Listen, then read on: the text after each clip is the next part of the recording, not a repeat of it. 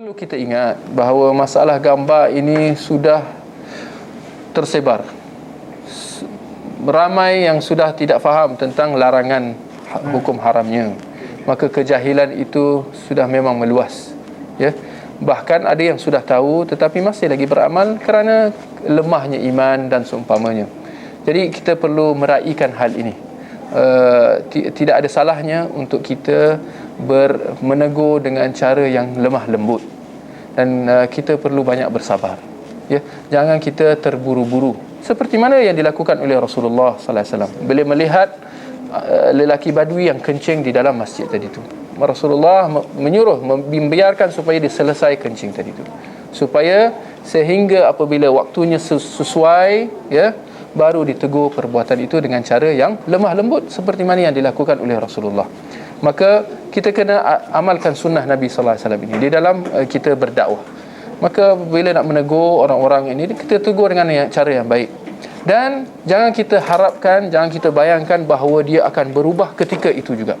Ini boleh kita kata hampir mustahil. Kerana manusia macam-macam, ada egonya, ada sifat takaburnya, ada bahkan dia mungkin menyangka bahawa apa yang dilakukan itu betul, ya, dan melihat bahawa kita salah. Maka di sini kita kena apa orang kata, dengan cara hikmah, ya, kebijaksanaan, ya, dengan banyak bersabar, ya. Tidak ada masalah kalau dia tidak menerima, jangan kita marah, ya, biarkan dulu.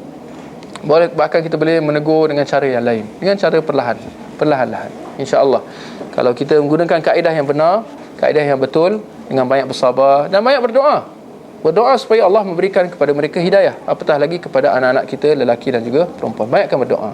Jangan ingat bahawa hidayah itu di tangan kita, itu salah. Al-hidayah daripada Allah Subhanahu Wa Taala. Jadi itu kita kena sentiasa beringatlah. Baik.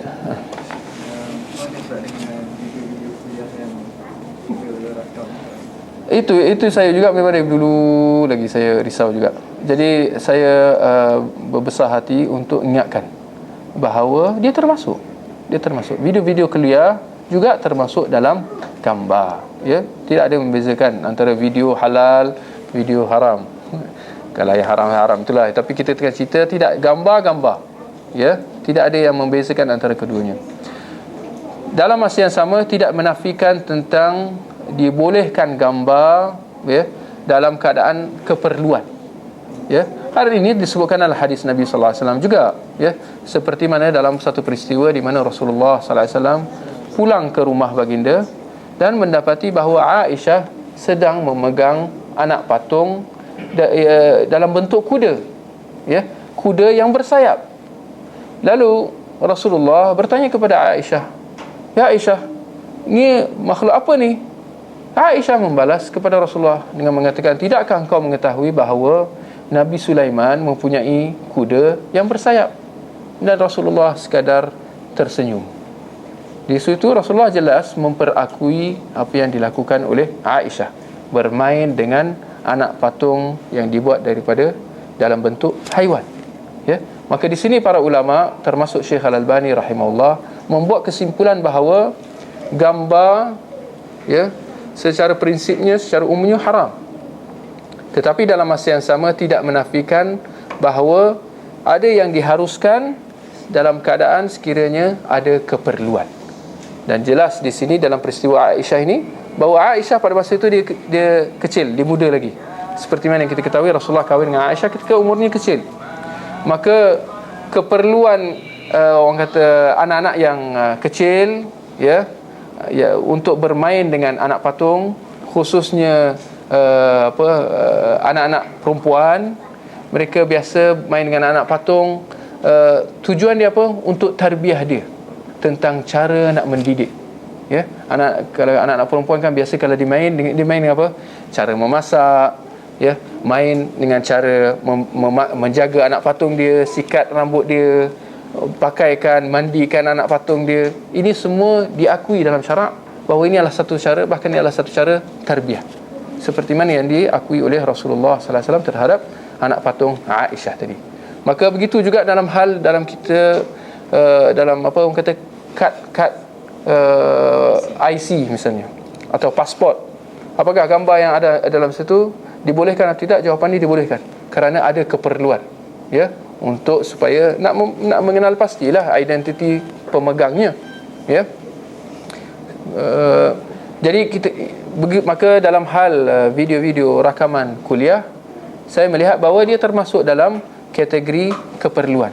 Tapi itulah kena ingat, sekadar apabila ada keperluan. Kalau kita merasa bahawa ada yang mengambil faedah daripadanya, maka dibolehkan.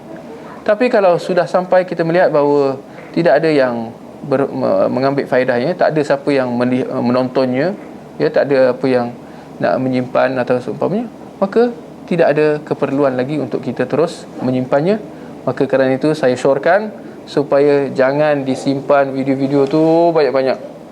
Sebaliknya kalau dah tamat tempohnya, dah lama, dah orang kata orang dah tak minat, maka dibuang. Ya, ini satu kewajipan, ya. Bukan sunat, wajib. Wajib dibuang, ya. Kerana kebiasaannya orang nak tengok yang terbaru saja. Bila yang lama-lama dia tengok je, dia nak yang terbaru. Maka kita kena ambil perhatian jugalah. InsyaAllah jelas, ya. Alhamdulillah, akhirnya dapat juga saya sampaikan. Dah lama nak sampaikan. Barakallahu fiik. Saudara nak tanya, apa yang dimaksudkan dengan gambar yang tidak lengkap? Bagaimana proses description?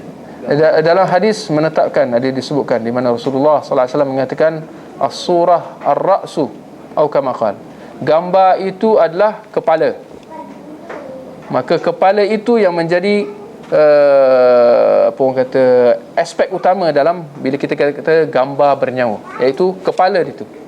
Maka kerana itu Rasulullah dalam hadis mengatakan bahawa mana-mana gambar makhluk yang bernyawa perlu dihapuskan kepalanya dan dibiarkan yang lain seolah-olah seperti pokok. Dalam hadis disebut begitu. Kita boleh bayangkanlah bila dipotong kepala tu, yang bahagian bawah ni macam nampak macam pokok. Maka dijadikan gambar-gambar yang bernyawa tu menjadi pokok, ya, dihapuskan kepala tu. Maknanya nak kata bahawa kalau gambar anggota yang lain ini tidak ada masalah, ya. Yang masalah dia adalah pada yang ada kepala tadi tu, ya. Kalau nampak bulat saja dia tak jadi, tak ada masalah, ya. Jadi bila ada bulat, ada mata, lagi banyak, lagilah jadi haramnya, ya. InsyaAllah jelas, ya. Tapi tak apalah, insyaAllah nanti boleh kita buat satu artikel lah. Saya melihat ada keperluan untuk dijelaskan dengan lebih lanjut tentang masalah gambar ni. Kecuali dalam keadaan keperluan saja. Dalam keadaan dalam ruang lingkup yang sempit, iaitu dalam keadaan keperluan saja. Dengan erti kata, kalau tidak ada keperluan di sini maknanya dengan erti kata kalau kita tak buat akan membawa mudarat. Itu maknanya keperluan, ya. Dengan erti kata kalau tak ada keperluan, maka dia kekal pada hukum asalnya haram, ya. Maka nak mengatakan perlunya kita sedaya upaya menjauhi daripada gambar-gambar ini. Kalau kita melihat dalam contohnya seperti yang disebutkan tadi, dalam handphone, dalam internet, ya, komputer dan sebagainya, memang banyak gambarnya, ya. Di sini kita kata kita kena perlu sedaya upaya elakkan daripada melihat gambar-gambar itu ataupun membiarkan atau menyimpankannya, ya. Tapi ini tidak menafikan kebolehan untuk kita menggunakan internet tu. Internet tu tak ada masalah, komputer tu tak masalah. Yang masalah itu adalah gambar tadi tu. Maka perlu kena ingat. Maka jangan pula sampai disimpan gambar, ada letak gambar dalam desktop tadi tu. Dalam komputer kan ada desktop kan. Desktop gambar apa? Gambar dia. Desktop gambar kuda, gambar itu tak ada keperluan di situ, ya. Maka perlu dielakkan semua ni sedaya upaya, ya, insya-Allah.